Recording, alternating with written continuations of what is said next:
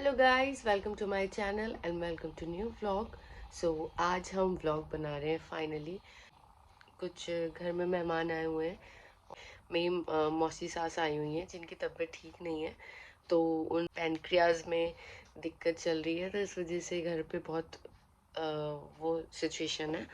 तो इस वजह से मैं ब्लॉग नहीं कर पा रही थी और कुछ अपने काम भी नहीं कर पा रही थी, क्योंकि घर पे कोई ऐसे बीमार रहता है तो अपना भी कुछ करने का मन नहीं करता है।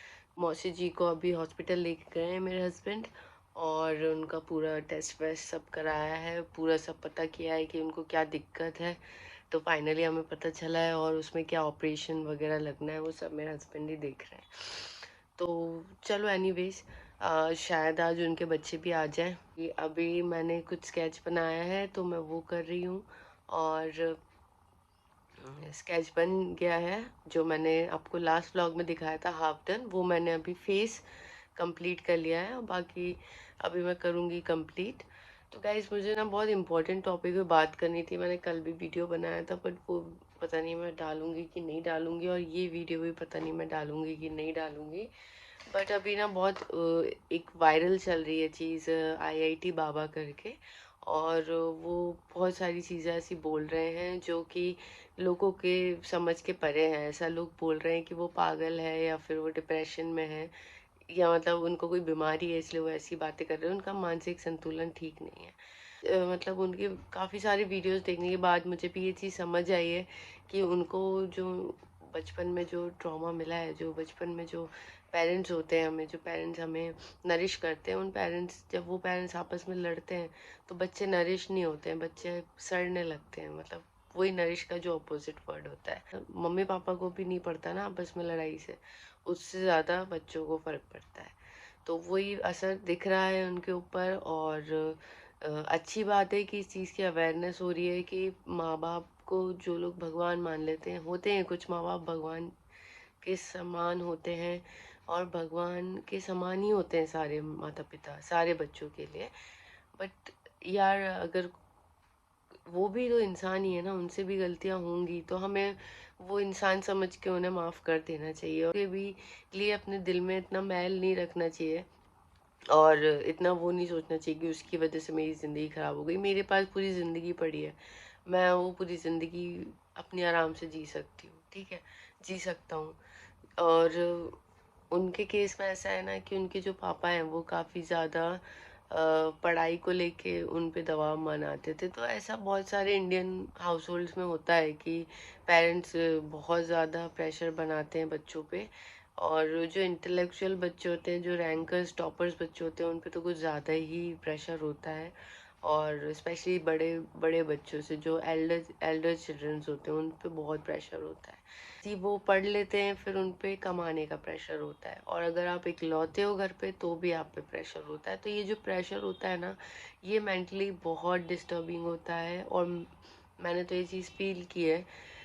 एक टाइम पे, एक ऐसा भी टाइम था जब मेरे पापा ने मुझे मना कर दिया था पढ़ाई करने से, क्योंकि मैं इंजीनियरिंग का मैंने मना किया, तो उन्होंने बोला कि अगर इंजीनियरिंग नहीं तो फिर कुछ नहीं। और मेरा इंटरेस्ट था आर्ट एंड क्राफ्ट में, शुरू से ही था, पर मेरे पेरेंट्स ने कभी इस चीज़ पे ध्यान नहीं दिया कि मुझे आर्ट एंड क्राफ्ट्स में इंटरेस्ट है। और हालांकि मेरे पेरेंट खुद आर्टिस्ट हैं, मेरे पापा जो फादर हैं वो भी एक डिज़ाइनर ही हैं, बट उनने कभी ये चीज़ मतलब सोचने का ट्राई नहीं किया कि शायद मुझे भी आर्ट में इंटरेस्ट है।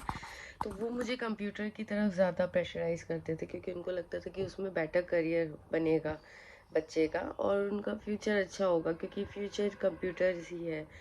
बट किसी भी बच्चे को इतना प्रेशराइज नहीं करना चाहिए, क्योंकि मैं एक रैंक होल्डर बच्चे जो होते हैं ना, वो अपनी मर्जी से पढ़ते हैं, वो माँ बाप को खुश करने के लिए नहीं पढ़ते। और जब मैं पढ़ती थी, या मैं अपनी स्टोरी के बारे में बात कर सकती हूँ, बाकी और भी बच्चे अपने बारे में बता सकते हैं, बट यार, जब आपको बहुत ज़्यादा प्रेशर पड़ने लगता है ना, तो आपका करने का ही मन नहीं करता। कुछ भी करने का मन भी हो रहा होगा ना कुछ, तो भी आपका करने का मन नहीं करेगा। जब आपको बार बार बार बार कोई बोलेगा कि करो करो करो, तो फिर आपका मन उठ जाता है कि हटाओ, मुझे नहीं करना। किसी और के बोलने पे कोई इंसान कुछ नहीं करता है, उसके मन से आना चाहिए। अगर उसके मन में है उसको करियर बनाना है, उसको बड़ा इंसान बनना है तो वो उसके अंदर से आएगा, वो खुद से कर लेगा। बट पेरेंट्स, पता है, पेरेंटिंग करने के अलावा सब कुछ करते हैं।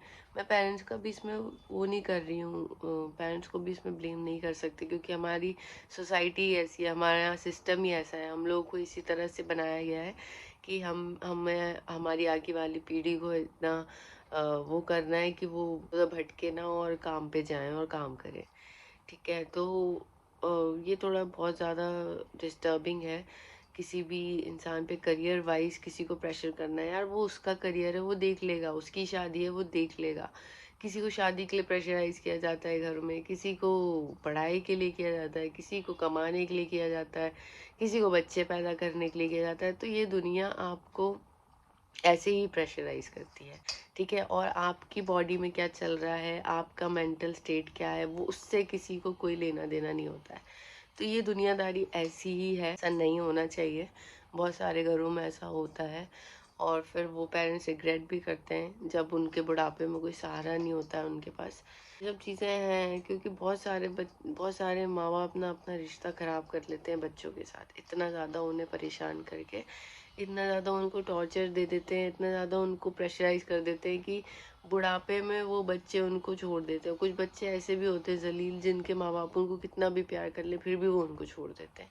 पर कुछ माँ बाप ऐसे होते हैं जो बच्चों को इतना ज़्यादा परेशान कर देते हैं कि, बट गाइस, मुझे ऐसा लगता है कि बुढ़ापे में माँ बाप को बच्चों की सबसे ज़्यादा ज़रूरत होती है। ठीक है, और इसी चीज़ को लेके माँ बाप को भी चलना चाहिए और इसी चीज़ को लेके बच्चों को भी चलना चाहिए। ठीक है, तो अगर आप एक बच्चे हो, आपको फुल्ली तरह आपके माँ बाप ने आपको बड़ा किया, अगर आप किसी भी जगह आपके पेरेंट्स को आपकी ज़रूरत है तो आपको वहाँ होना ही चाहिए। मैं आजकल देख रही हूँ कि पेरेंट्स को ऐसे ही छोड़ देते हैं बच्चे और बिल्कुल अपनी दुनिया में मस्त हो जाते हैं, अपनी वाइफ, अपने बच्चे, अपना परिवार, बस यही दिखता है सबको। किसी को कोई मतलब नहीं होता है माँ बाप की क्या सिचुएशन है। अगर माँ बाप दोनों जिंदा हैं तो भी ज़्यादा कोई ध्यान नहीं देता है, और अगर सिंगल माँ है या सिंगल पापा है तो भी कोई ज़्यादा ध्यान नहीं देता है, क्योंकि अब टाइम ही ऐसा आ गया है, कलयुग आ गया है। तो अब लोग ऐसे ही हो गए हैं, लोग गांव छोड़ छोड़ के शहर आ जाते हैं, अपने माँ बाप को गांव में ही छोड़ देते हैं। यह तुमको ये जीवन जीना है, तुम जियो, हम तो जा रहे हैं शहर। और फिर गांव में माँ बाप की हालत कैसी भी हो रही हो, कुछ भी हो रही हो, बच्चा यहाँ पे जॉब कर रहा है तो वो कैसे जाएगा बार बार माँ बाप के पास। तो ये सारी चीज़ें हैं, और बहुत सारे बच्चे हैं जो घर से भी बाहर निकलना चाहते हैं। मैंने तो देखा है कि बहुत सारे बच्चों को ना बस सिर्फ घर छोड़ना होता है, इसीलिए वो लोग बाहर जाते हैं जॉब करने के लिए, क्योंकि घर पे उनको इतना इतना टॉर्चर, इतना परेशान किया जाता है कि वो सोचते हैं कि यार बाहर ही निकल लो, इससे बढ़िया तो इधर रहने का कोई सेंस नहीं है। इनने पूरा बचपन मेरा ख़राब किया, अभी वही जवानी भी ख़राब कर देंगे, मुझे कहीं जाने नहीं देंगे, नाइट आउट नहीं करने देंगे, घूमने नहीं देंगे, ड्रिंक नहीं करने देंगे, मेरी मर्ज़ी का नहीं करने देंगे। तो ये सब करके भी बच्चे चले जाते हैं माँ बाप को छोड़ के आजकल के टाइम में। तो ये कहाँ तक के सही है, कहाँ तक के गलत है, ये तो मैं भी नहीं बोल सकती हूँ कुछ। मैं सिर्फ अपने से बता सकती हूँ कि जब मैंने अपनी मम्मी को बहुत यंग एज में खो दिया था, मेरी मम्मी जो थी उनने मुझे भरपूर प्यार दिया, बहुत प्यार दिया। उनने मुझसे कुछ एक्सपेक्टेशन नहीं रखी थी कि मैं उनको कुछ कुछ कमा के दूंगी। उनने बस एंड टाइम पे ना उनने बस ऐसा कर दिया था कि मैं कुछ कर लूँ जिससे मैं और मेरी बहन जो है वो सही रह पाए। तो मैंने तो अपनी लाइफ में बहुत ज़्यादा ट्रॉमा देखा है बचपन में। कभी टाइम मिलेगा तो मैं आपके संग बताऊंगी, अभी तो मुझे पता भी नहीं है मैं कैसे शेयर करूँ वो सब चीज़ें। बट मैंने अपनी छोटी एज में बहुत कुछ देख लिया। बट मुझे अपनी मम्मी से बहुत प्यार मिला, इतना प्यार मिला कि मैं आज भी उनके प्यार के लिए तरस रही हूँ, और मुझे ऐसा लगता है कि वो बस मेरे सामने आ जाए और मैं उनके संग अपनी पूरी लाइफ जीने के लिए तैयार हूँ। मुझे और कुछ भी नहीं चाहिए अपनी माँ के अलावा। तो एक ऐसा बॉन्ड भी होता है हमारा फैमिली में, मतलब मुझे शायद मेरी माँ अगर मिल जाए अभी तो मैं दुनिया की सारी चीज़ें छोड़ दूँ उनके लिए। मुझे कहीं नहीं जाना, मुझे कोई करियर नहीं बनाना, मुझे बस मैं इतना कमा लूँगी जिससे मैं अपनी और अपनी मम्मी का पेट भर पाऊँ। इतने में मैं खुश हूँ।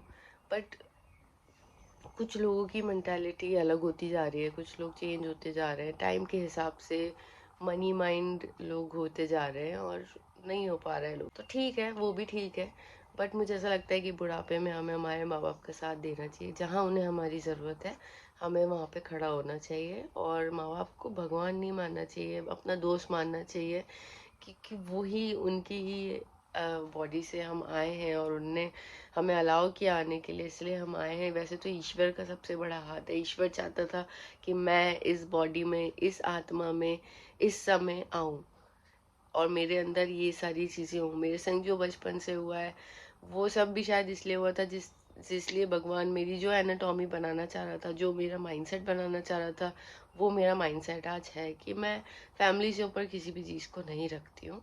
मैं भगवान को भी बहुत मानती हूँ, मैं बहुत ज़्यादा स्पिरिचुअल हूँ, पर मैं पेरेंट्स को भी उतना ही मानती हूँ। और पेरेंट्स गलतियाँ करते हैं, ये हम सब जानते हैं। जैसे वो बाबा बात कर रहे हैं, मुझे उनकी एक भी बात गलत नहीं लग रही, वो बिल्कुल सही बोल रहे हैं। बहुत सारे बच्चों के साथ ऐसा होता है और आज का युग ऐसा ही चल रहा है कि बच्चे छोड़ के माँ बाप को चले जाते हैं अपनी मनमर्जी का करने के लिए। सो गाइज, ये रहा मेरा sketch. Thank you so much for watching. I will see you in the next vlog.